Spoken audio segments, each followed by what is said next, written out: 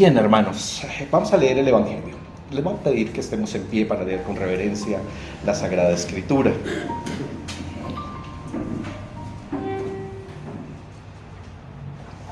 Evangelio según San Marcos, capítulo 1, versos 29 al 39. Dice así la Sagrada Escritura. Después de lo que José nos compartía el domingo anterior, ¿no? Después de la situación en la sinagoga.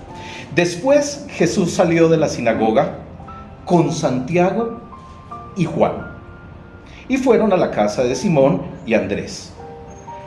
Resulta que la suegra de Simón estaba enferma en cama con mucha fiebre. Se lo contaron a Jesús de inmediato. Él se acercó a la cama, la tomó de la mano y la ayudó a sentarse. Entonces la fiebre se fue y ella les preparó una comida. Esa tarde, después de la puesta del sol, le llevaron a Jesús muchos enfermos y endemoniados. El pueblo entero se juntó en la puerta para mirar. Entonces Jesús sanó a mucha gente que padecía de diversas enfermedades y expulsó a muchos demonios. Pero como los demonios sabían quién era Él, no los dejó hablar. A la mañana siguiente, antes del amanecer, Jesús se levantó y fue a un lugar aislado para orar. Más tarde Simón y los otros salieron a buscarlo. Cuando lo encontraron, le dijeron: todos te están buscando. Jesús les respondió: debemos seguir adelante e ir a otras ciudades, y en ellas también predicaré, porque para eso he venido.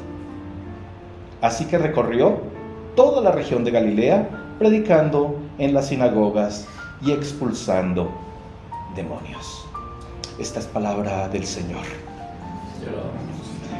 Y pedimos, maravilloso Señor, que así como lo has anunciado en Isaías, las preguntas que traemos en el alma encuentren respuesta en esta mañana a partir de tu voz y de tu Evangelio.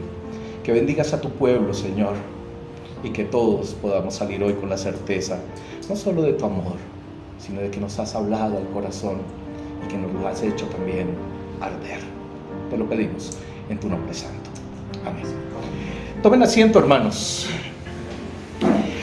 Una fiebre, muchas fiebres. Toda fiebre es una señal, ¿no, doctor? Toda fiebre es una señal. Y parece ser que cuando aparece una infección se estaba gestando por ahí, ¿no? Puede ser una de las posibilidades. Generalmente pasa. Pero cuando es mucha fiebre, la cuestión es preocupante, ¿no? Porque se pueden generar otras situaciones más complicadas, más graves, y la vida misma puede estar en riesgo. Yo no conozco mucho de medicina, naturalmente, pero se nota que tenemos una sociedad enfermita, una sociedad afiebrada, una sociedad que está como infectada. En estados febriles innegables. Algunos tienen fiebre de oro, de tener, de poseer. Otros tienen fiebre amarilla, no la de la selva, sino la del fútbol, ¿no? La de la camiseta, cuando la selección convoca a un país, y así la nombran, fiebre amarilla. Y tenemos otras fiebres, por ejemplo, como en uno de nuestros países centroamericanos, de cuyo lugar no quiero hablar. Hoy se está gestando, ¿no? Una fiebre terrible de una desnaturalización de la democracia y una cantidad de cosas que se está extendiendo como pólvora por todo lado. Hay una fiebre con los muchachos, especialmente por la tecnología, que ya es casi que imparable. Y esta semana nos enterábamos cómo esa fiebre ha llevado a que la empresa del señor Elon Musk implante un chipcito en el cerebro humano. Híjole, aquí empezó, aquí arrancó la modificación de los seres humanos. La tecnología lo está haciendo. Y lo anunciaron como el gran suceso tecnológico. Es decir, que esas tecnologías que ya cada vez llegan más rápido, seguramente en 5 años ya aquí estaremos los colombianos también con esa tecnología. Y el que no la tenga, pues sencillamente ya no puede vivir dentro de esta sociedad de la manera como hasta ahora lo hacemos. Son fiebres que llegan, pero hay una fiebre terrible también que yo veo en la sociedad, y es una fiebre por lo esotérico. Es una fiebre que intenta desarrollar una espiritualidad, pero que generalmente está en esa tendencia. Y por lo tanto se mezcla y entra en sincretismo con la fe, y eso genera fiebre y fiebre en medio de los seres humanos. En medio de esas realidades, el reino de los cielos avanza, indudablemente. El desafío que tenemos como discípulos es aprender a actuar ante una fiebre o muchas fiebres, para no perdernos de lo fundamental: predicar el reino de los cielos. Recordemos que el narrador de Marcos, del Evangelio, ha manifestado que el Señor ha llamado a sus primeros discípulos. Y la invitación ha sido puntual. La invitación, como nos comentó Darío en el inicio del año, era que vinieran para que Él los convirtiera en pescadores de hombres. Esa es la tarea. Eso es lo que el Señor está haciendo. Por lo tanto, podemos suponer, podemos deducir que todo lo que el Señor empieza a hacer tiene esa intencionalidad: convertirlos a ellos en pescadores de hombres. Y la primera lección que les da, pues es brutal. Ya José nos comentaba cómo el Señor sale de Nazaret, donde no pasa nada, donde incluso los mismos profetas se burlan de esa región, y viene a donde sí hay acción, donde hay una cantidad de mercado, de culturas, de lenguas, de caminos, etc. Llega a Cafarnaúm y allí llama a Pedro y a su hermano, y después llama a Andrés y llama a Santiago. Está con ellos, y a los 8 días de haber llegado, entra a la sinagoga como es su costumbre. Y en la sinagoga, mientras enseña, se manifiesta un espíritu impuro. Una persona que está endemoniada reacciona, y el Señor no le para bolas, le manda callar y le manda salir de aquel hombre. Y todos quedan impresionados, ¿no? Nos decía José, todo el mundo quedó impactado de la autoridad de ese maestro. ¿Qué tiene este maestro? Que es diferente a los demás maestros. Los impacta, y de inmediato su fama empieza a regarse por todo lado. Ese hombre que había estado poseído, ese hombre que había estado esclavizado, ahora está libre. Eso que había deshumanizado a este hombre ya no está, y vuelve la dignidad humana a él. La fama crece, obviamente, y entonces se da una fiebre por conocer a ese maestro impresionante. Todo el mundo le quiere conocer. Al salir de la sinagoga, nos dice el relato, que toma a 2 de los discípulos en formación. Toma a Santiago y toma a Juan. Y les va a dar otra lección maravillosa. Ojo al detalle, va con ellos 2. Probablemente Pedro y Simón y Andrés debieron salir, o quizás no estaban con ellos.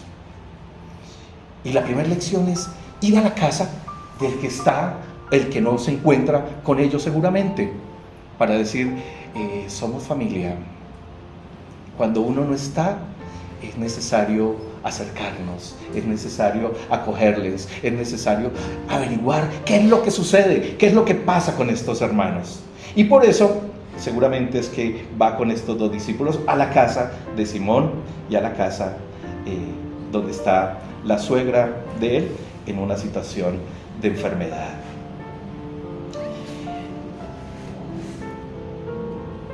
Llegan a casa y lo que sucede en casa pues es increíble. Recuerda que es el espacio más sagrado, pero también es el espacio donde pueden suceder muchas cosas al interior que no se ventilan hacia afuera. Llega y la novedad que encuentra es que esta mujer, la suegra de Simón, está en cama, postrada, con una fiebre alta. Apenas llega, se entera. Y de inmediato, sin decir una sola palabra, la lección que les da trascenderá de tal forma que nos llega hasta el día de hoy. Se acercó. Recuerden el día, están en Shabbat. Se acercó, es decir que no se hizo del rogar, apenas se entera, toma la iniciativa, se acerca, no postergó para dárselas de importante. Se acercó a pesar de todos los impedimentos sociales, culturales y rituales. Se supone que eso no se puede hacer el día de descanso, ¿no? Sanar de la manera que él lo iba a hacer. Se supone que además es mujer, pero además es maestro. Y si es maestro, no puede dejarse tocar de una mujer, ni él puede tocar a una mujer. Pero se acerca, la toma de la mano, la levanta, la incorpora, la restablece, la devuelve nuevamente, la dignifica como un ser humano que requiere, que necesita y que además es necesario una respuesta a su situación de salud. Todo lo que hace está en contra de las costumbres. Ella, en gratitud, seguramente, de inmediato se puso a servirles. Les preparó una comidita. Y entonces casa con una mujer recuperada, restaurada, restablecida, con lo que tiene, con lo que ha recibido, empieza a dar, empieza a servir de manera natural. En últimas, hermanos, la lección está dada. La necesidad que hay afuera, que él encontró en la sinagoga, también se encuentra en el hogar. Esta mujer también había sido tocada por el infortunio, por la enfermedad. Y el reino, entonces, se debe expresar en todos los lugares. Pero además, debe ser incluyente. Igual a un hombre poseído como a una mujer enferma. No hay distinción. Los dos son dignos, sin importar el estatus social y menos el poder económico que se pueda tener. Quien es sanado de sus fiebres está apto para servir en el reino de los cielos. Esa es la mejor respuesta al bien recibido. El día termina, nos dice el versículo 32. Recuerden que para el pueblo judío el día concluía ahí a la puesta del sol. Y una vez que termina el día de reposo, esa tarde, después de la puesta del sol, le llevaron a Jesús muchos enfermos y endemoniados. Claro, pues no era una aldea muy grande, pero se ve que la necesidad era enorme. Y le traen esa cantidad de personas. Ya no hay restricción ritual, ya se acabó el Shabbat, ya podemos venir con nuestros enfermos, ya podemos venir con las personas que están en esa condición de poseídos. Y le traen esa cantidad de personas. Y el Señor sana a muchos, nos dice la Sagrada Escritura. Sana a muchos de diversas enfermedades y libera a muchos que están poseídos. Pero ojo, aquí surge algo que es misterioso. A muchos, pero no a todos. ¿Qué pensaría aquel que venía con una necesidad y con una expectativa de sanidad o de libertad y por lo menos no la recibe como él o ella lo estaba esperando?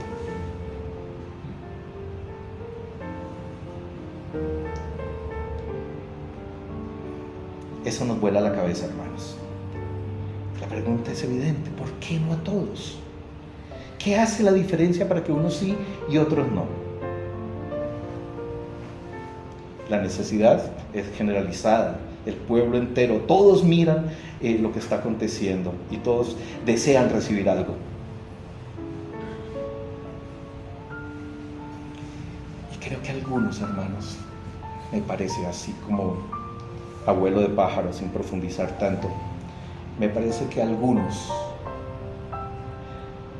de alguna manera misteriosa son separados para aprender a vivir la vida e integrar su dolor, su enfermedad en su caminar y servir en el reino desde su debilidad, a pesar de.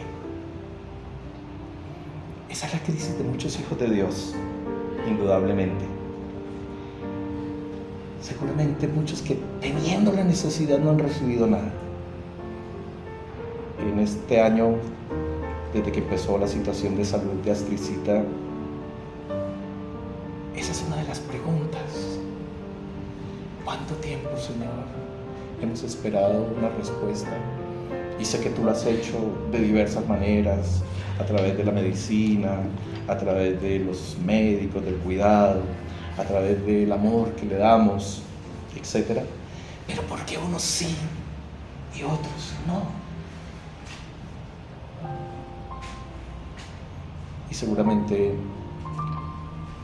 tenemos que aprender a vivir la vida y manifestar el reino y nuestro amor por el Señor desde esa vulnerabilidad, desde ese dolor, desde esa carencia.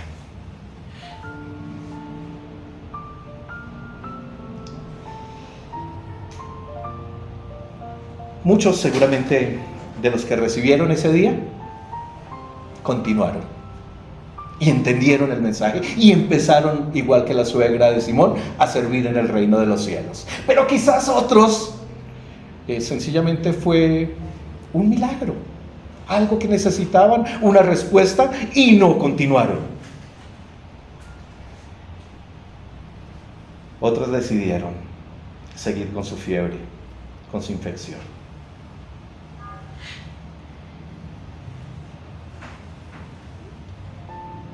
Pero además nos cuenta el texto que otras fiebres por ahí se manifestaban. A la mañana siguiente, antes de amanecer, Jesús se levantó y fue a un lugar para orar, para estar con papá. Había estado en el hogar de Simón, pero él también tenía casa, él también tenía hogar y quería salir para estar con papá. Sale para estar con él en un lugar apartado. Y cuando los discípulos aprendices se dan cuenta que no está y que muchos afiebrados se agolpan, salen a buscarlo. Ya hay todo un movimiento de querer acercarse a Jesús, querer satisfacer alguna necesidad, obviamente. Y me imagino el impacto. Está orando.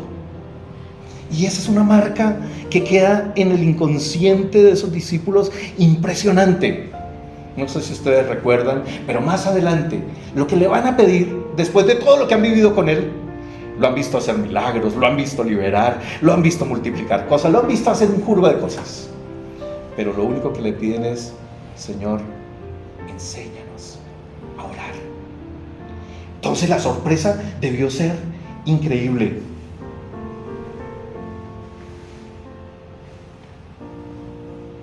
Y al encontrarlo, La preocupación es todos te están buscando.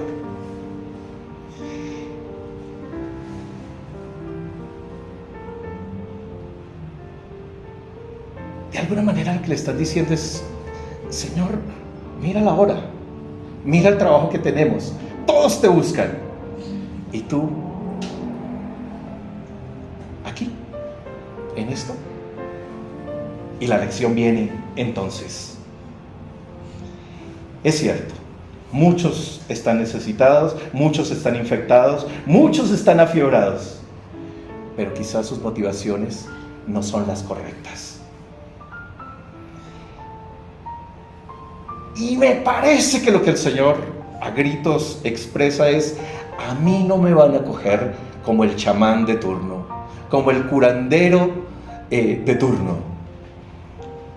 Y más bien les dice: es hora de salir.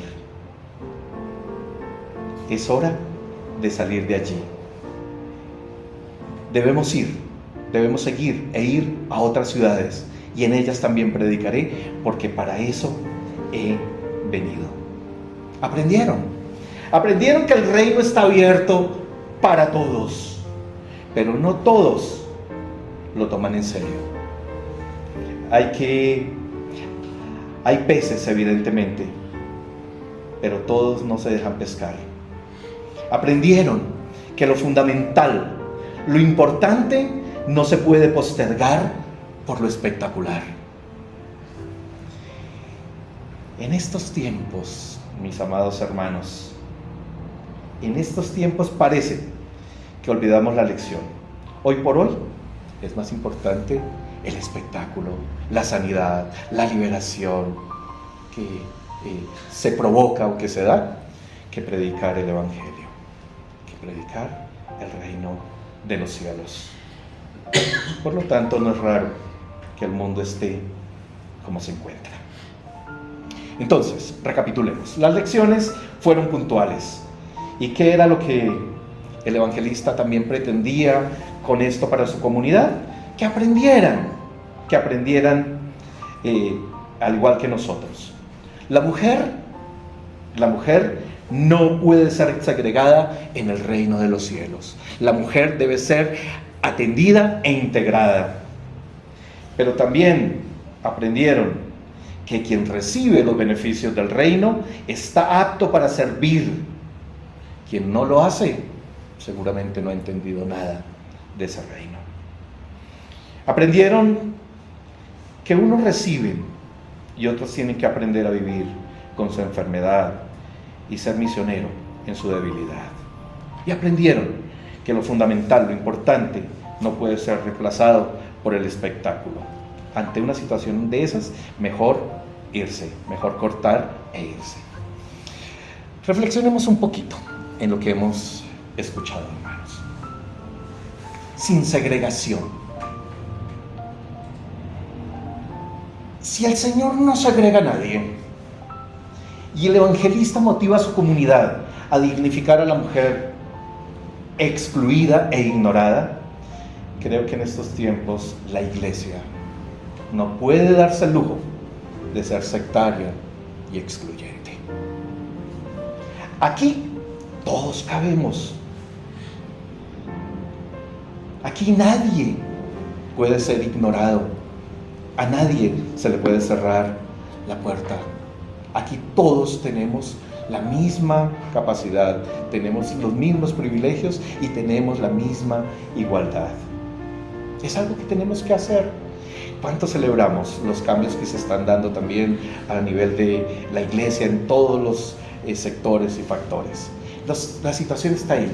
La iglesia abre sus puertas y, como dijo el Papa Francisco, lo demás lo tiene que arreglar la iglesia después. No se puede ignorar, pero no podemos segregar, no podemos rechazar a nadie.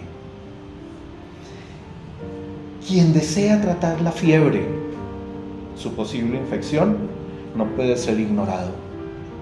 Realmente somos eso, hospital.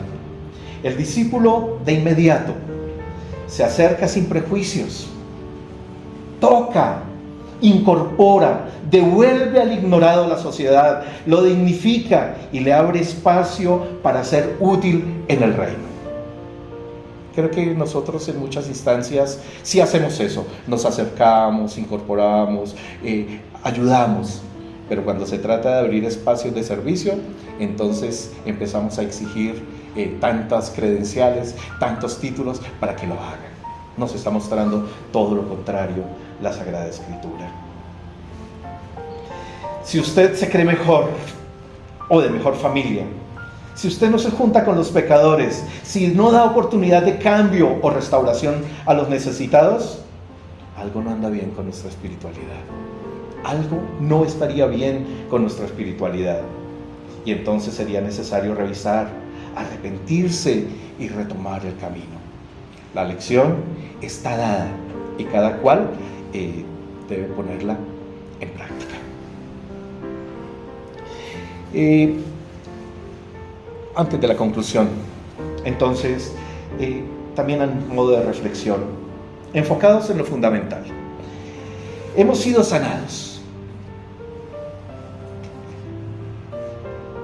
La infección más grande, la fiebre más terrible, ya ha sido sanada, y es el perdón que el Señor ha hecho de nuestros pecados. Por lo tanto, hermanos, ante las preguntas que nos vienen, ante las situaciones que vivimos a diario, creo que lo demás son fiebrecitas, lo demás son cosas que con la ayuda del Señor las vamos llevando y las podemos ir sacando adelante. Entonces, lo importante realmente es la predicación, pero con las lecciones enseñadas por el Señor. Porque hoy podemos escuchar muchas cosas, pero seguramente no llevan el sello, seguramente no llevan la impronta del Señor. Y predicamos por diferentes motivos, pero no por los que realmente el reino amerita. Entonces, lo importante es la predicación, lo esencial está ahí, y en eso es que debemos vivir enfocados. Si nuestras fiebres continúan, realmente lo fundamental es predicar. Todo lo demás estará en un segundo plano. Creo que no es vivir ignorando la realidad, enajenados del mundo. Es tener las cosas claras, las prioridades bien establecidas. Porque lo fundamental, hermanos, no se negocia. Discernir el momento de salir, cuando la fe se ha desacralizado, y darle la oportunidad a otros de escuchar el Evangelio, es lo que debemos hacer, porque para eso hemos sido sanados. Y termino diciéndoles, hermanos, si por algo debemos estar afiebrados, es por el reino y por predicarlo. Lo demás es secundario. Incline su rostro y oramos.